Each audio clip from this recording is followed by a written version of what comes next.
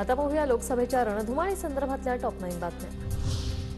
उत्तर मध्य मुंबईमधून रमजान चौधरी यांना एमआयएमकडून उमेदवारी, वारिस पठाण, उज्ज्वल निकम, वर्षा गायकवाड तिहेरी लढत होणार। कल्याण लोकसभेसाठी अभिजित बिचुकले यांनी उमेदवारी अर्ज भरला। कल्याणशी आमची जुनी नाळ जुळलेली, त्यामुळे कल्याणकर मला संधी का नाही देणार, अभिजित बिचुकलेंचा विश्वास।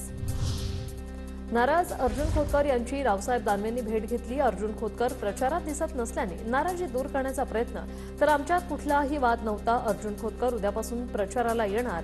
खोतकरांच्या भेटीनंतर रावसाहेब दानवे यांची प्रतिक्रिया।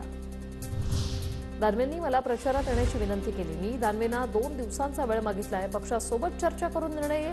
दानवेंच्या भेटीवर अर्जुन खोतकर यांची प्रतिक्रिया। सुषमा अंधारेंना घेण्यासाठी आलेला हेलिकॉप्टर महाडमध्ये क्रॅश, अंधारे आणि पायलट सुखरूप असल्याची माहिती।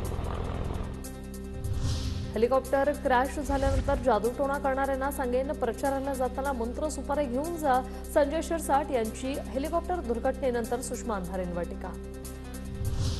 क्रॅश झालेल्या हेलिकॉप्टरमधून आधी जयंत पाटलांनी प्रवास केला। जयंत पाटलांनी प्रवास केल्यावर हेलिकॉप्टर अंधारेंकडे गेलं, सुप्रिया सुळे यांचा खुलासा।